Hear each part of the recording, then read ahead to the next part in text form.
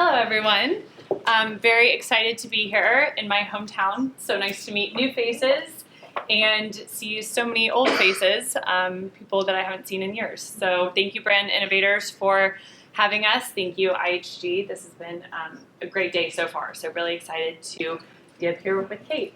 So my name is Casey, and I work at Nativo, which is a content distribution and insights platform. Olivia touched on this earlier, but we take brand content and syndicate it to brand audiences wherever they're online spending time and attention, and we really help brands understand the impact that their content has. So really surfacing insights that can help fuel their creative strategy. Kate, would you like to introduce yourself? Sure. Hi, I'm Kate Clough. I live in Atlanta. I have never worked here. It's only through Brand Innovators that I'm starting to meet people and starting to recognize people. It seems like you've all gone through Coke, but I haven't. I work for Lenovo.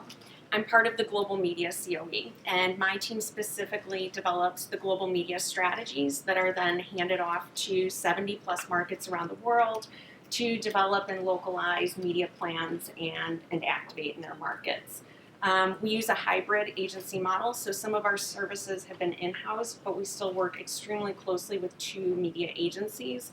And everyone on my team has an agency background. So before I went to Lenovo, I worked for agencies for 18 years. We all know what it's like to sit on their side. And so it's really been so enjoyable. We really work as one team. We have very clear roles and responsibilities. So I'm a big fan of that model for us. Awesome. So excited to kind of dive into insights and how it relates to emotional branding. I know Lenovo has really kind of taken a new approach in the past couple of years to overall branding. And from conversations that we've had, one of the prime examples is Lenovo Yoga. So really excited to kind of hear from you about that. So Lenovo Yoga is really a computer rooted in productivity and creativity at the same time. So can you tell us about how, when it first launched, what was your marketing approach and how has that evolved since? Yeah. First of all, if someone had asked me to talk about emotional branding at Lenovo 3 years ago, I would have had nothing to say at all.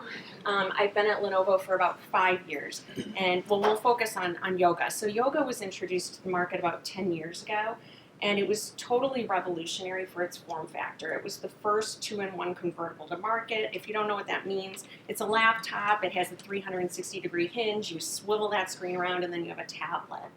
And the form factor we kept introducing new ones and improving them. So the 2-in-1 convertible became a 2-in-1 convertible with a detachable Bluetooth keyboard. Then we introduced the Slim, then the Ultra Slim, and then most recently was the dual screen 9i. I think we introduced that at CES. If you can't envision what a dual screen computer looks like, look up an unboxing video because it is really very cool. It's not just the form factors that were so innovative, but these devices were loaded with all the bells and whistles. So you had great audio, you had great graphics, you had a touchpad or touch screen. The stylus, this is such a tiny detail, but the stylus was garaged in the hinge so that you wouldn't lose it. If you have kids and you bought them, the stylus goes missing in like 3 days, right? So that was helpful. And then more recently, Windows has this capability where facial recognition can be used to log onto your computer. The second you walk away, it goes into hibernation. So an awesome security feature that not all laptops can support. So it just took me a couple minutes to run through all of that, and that wasn't even half. There's always been so many cool things to talk about with yoga that was exactly what we did. We just talked about the product, talked about the specs, hoped everyone would be wowed. So who would be wowed? We imagined it was early tech adopters, people following tech news, and people who generally had high household incomes, because we presumed that if you're going to buy a premium computer, $1,000 plus, you have a high household income. Nowadays, we're seeing in the data that's not really true because technology is so indispensable to certain groups of people. They just make that a priority. So over the years, we have totally changed our approach. Everything that I just described was actually before my time. So I've gotten to see the change in the past few years. There were a few things about that approach that were suboptimal, and also times were just changing. So I think there were 3 factors that really drove us to completely change our target audience over time.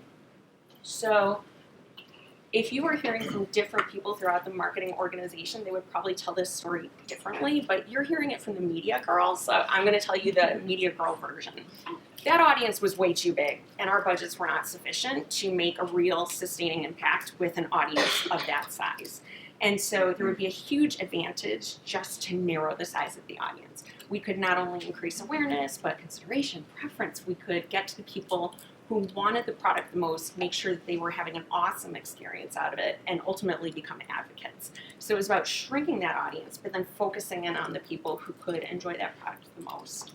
And then the last factor was, once you get that audience size down enough, you can tell stories, because there's a face, there's a name, there's lifestyles, there's the way that they're using the product that's distinct versus this huge faceless universe. So 3 factors that drove us to where we are today. And our audience today is, we call them young creatives, which I think we could come up with a snazzier name, but oh well. So the defining attribute is that these people would describe themselves as creative. They have a creative passion that they spend many hours per week on. And it could be just because they love it, or it might be their career. But this form of creativity really requires a laptop. It requires a lot more power and functionality than a phone can give them, but they don't need a basement full of liquid-cooled servers. So we can show the use of this product in the context of their lives. They also tend to be creators. So they're creating because they love creating, but they're also sharing all over social media. And then we wanted to narrow it even further. So we went for Gen Z, plus the younger end of the millennials for various reasons, which I think other people have covered today. So that's who we focus on now. Okay. And I love that you're taking the approach of quality over quantity, really understanding who your audience is and going after them in a really strategic and intentional way. So once you kind of made that decision to take your audience from, let's see, I'm about to use both hands, from here to here, how did that impact your messaging, your overall creative strategy, knowing that the audience was a little bit different and more niche? Yeah. So we had this hypothesis, or this idea that we wanted to go really deep. We wanted to immerse ourselves in the worlds of these consumers, find out how they were using the product, how the product could help bring their creative visions to life, make everything better, and how we could make them the star of the show.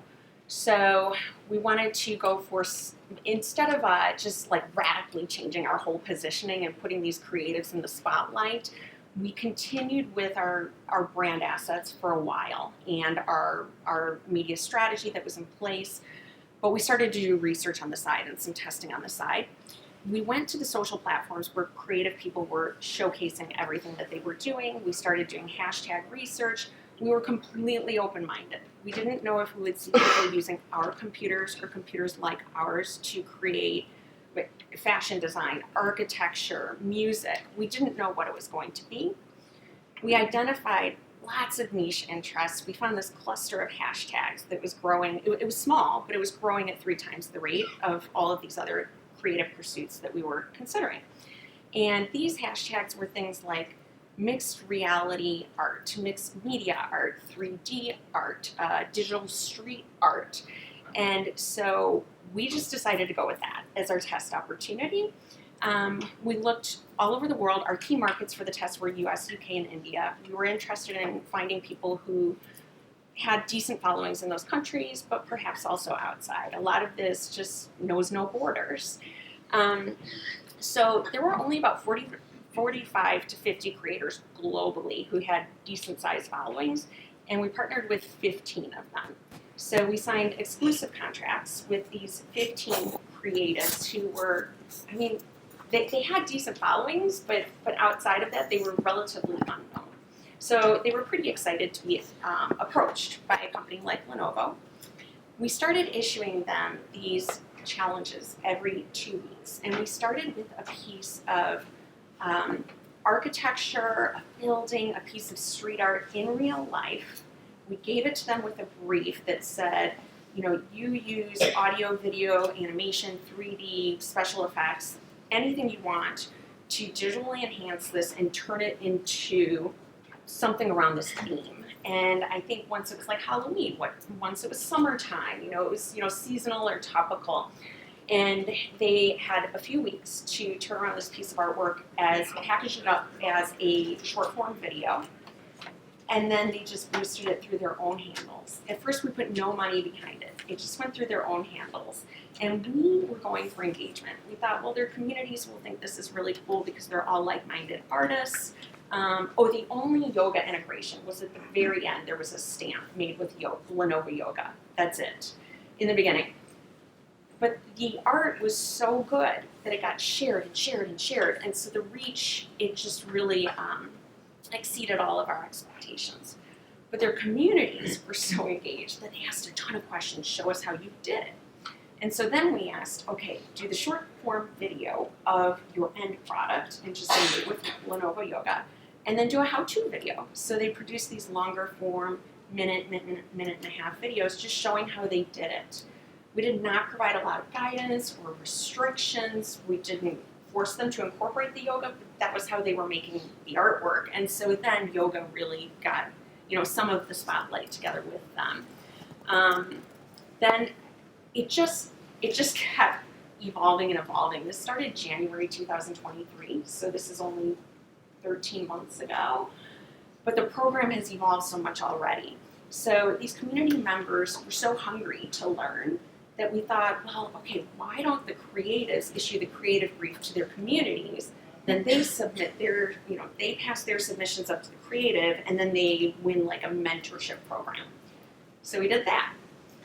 That was successful. And so now what we're planning to release this fall is a full-fledged digital art school where these creatives will each teach a master class. And this is open to anyone. You don't have to have a yoga, even though we would like that. Oops. So what can you share about why this approach worked? And was there anything that you learned along the way that potentially was a surprise to you at all?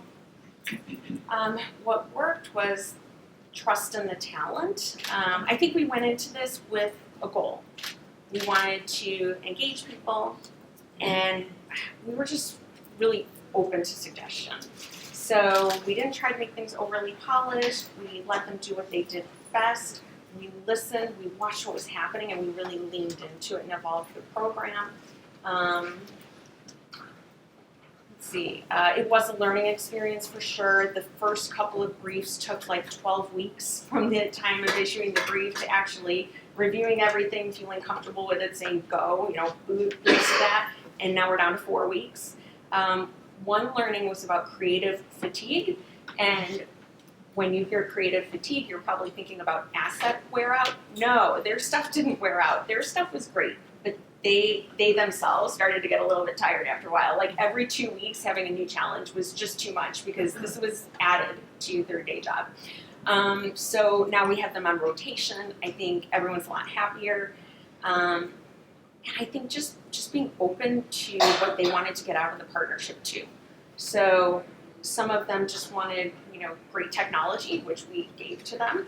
I think a lot of them really enjoyed getting a bit of fame. Oh, I mentioned they just boosted this through their own handles, not even ours. It was just theirs. But ultimately, we did put paid media behind this, and so we enabled them to get much greater exposure and grow their followings. And now they get to teach these master classes, and so I think that's really gratifying for them. So I think just good partnerships and listening. Yeah, that is a two-way street for sure. So where do you go from here with yoga? What's on the horizon? So it's been going so well that we just keep rolling with it. And so around back to school fall time, you will be seeing these creatives outside of their homes. So they all have made Instagram or TikTok their primary home for distributing their artwork, and those are the channels that we've stuck to. We've also only stuck to US, UK, and India, even though we have 8 top priority markets around the world. That will change during back to school. These creatives will be getting even more exposure, and that's all I can tell you for now. But if you are Gen Z or a young millennial and you're highly creative and you're on these types of platforms, you might see our stuff. You might see what we're doing. And if you're old like me, you're not going to see it. So you can just give me a call and I'll tell you. Awesome. So one thing that we definitely wanted to talk about was the overall transition that Lenovo has had as a company and as a marketing organization. You touched on this at the beginning, that when you had first arrived to Lenovo, if we were going to have this discussion, there would have been nothing to talk about. And how you all as an org have really moved from being feature focused, product focused, to really focusing on the end customer and using that emotional branding. Outside of yoga, are there any other examples of campaigns that you can share?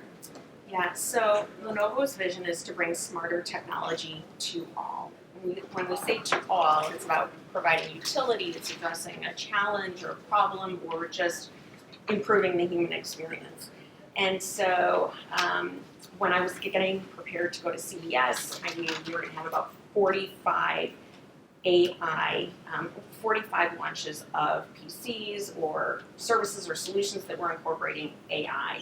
And so I started reading the stories that were to be released on Lenovo's Story Hub, and there were a couple that really stood out to me because they focused on the utility that we were bringing through AI, the problem that we were addressing, and it was a really human story. A couple of years ago, we started showing how our technology was made driving improvements in healthcare or education, or even bringing gaming PCs into nursing homes and like combating senior loneliness. So we had these stories, but most of them were told at a pretty high level. By this time, when we were going to CES, I could see that these stories were really focused on the individuals on the receiving end, and I think that has much more impact. So Erin is 24 years old, she has ALS, and shortly after she was diagnosed, we worked with Deep AI and a nonprofit organization that's focused on ALS treatment to bring her into a studio, meet with her, take hours and hours of recordings, and create a digital twin. So they've captured her body, her mannerisms, her face, her voice as it is today or was today. This was probably 8 or 9 months ago. So that as the condition progresses, she can continue to communicate through her digital twin as she was before the illness took hold. And in the full video, they actually show this smart wheelchair that was, Lenovo didn't do this alone. Multiple teams came together to make this happen. They built a smart wheelchair with this keypad that to me looks extremely confusing, but they talked about how it becomes more and more difficult to move your head, to move your hands. You don't have the same dexterity. So there's a keyboard on the wheelchair that's circular so that you don't have to move much. And so for years to come, she should be able to type in these messages and use her digital twin. It's a front-facing tablet. On the front of her wheelchair, it's her just like this, speaking and moving as she did. Yeah, that's absolutely incredible. And I think it's so great to see examples of kind of to Lenovo's goal of bringing smarter technology to all and use technology for good. I think there's a lot of fear and trepidation around AI, and so highlighting these stories of when we're putting really incredible use behind it and helping people is incredible. Do we have a couple minutes? We do. Oh, good. Oh, good.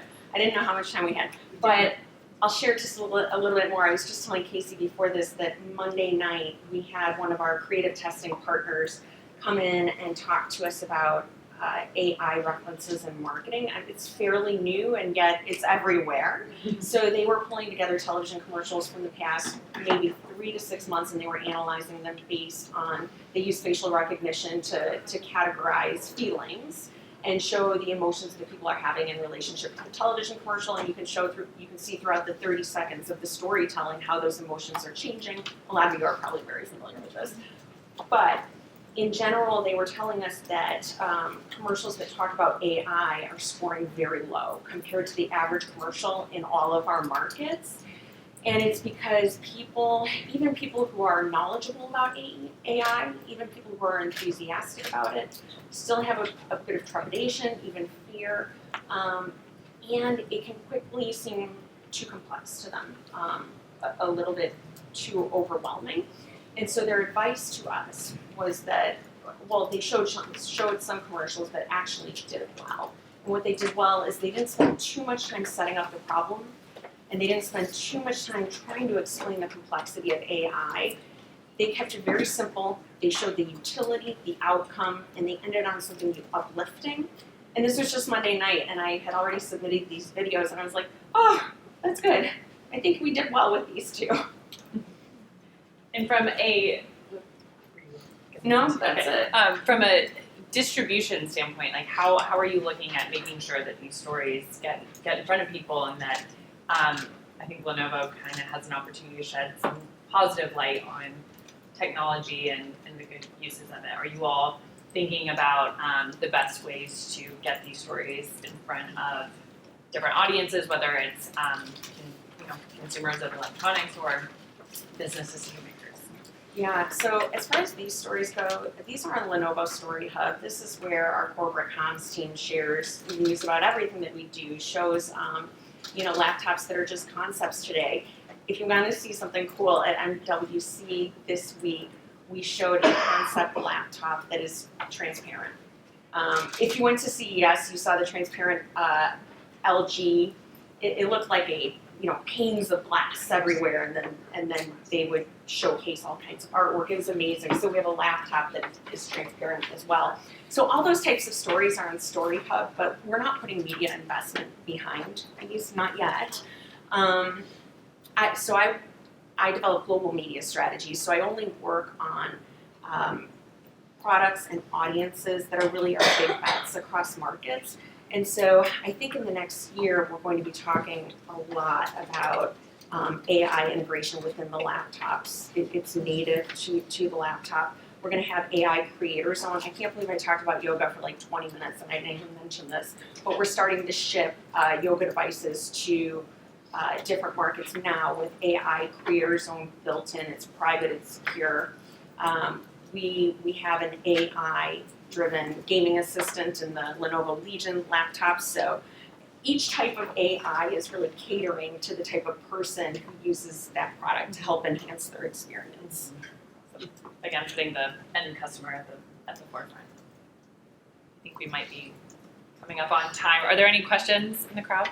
Kate? In the video you showed about the yoga, I think it said 27% increase in sales. Yes.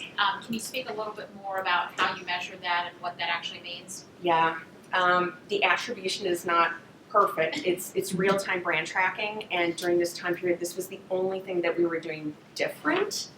And so thank you. It's definitely imperfect, but we think this was a major contributor to that happening during that time. And it was just for the yoga or overall? It was just for yoga. Just for yoga. Yeah. But if it was for the whole company, that'd be amazing. I wish it were that. All right.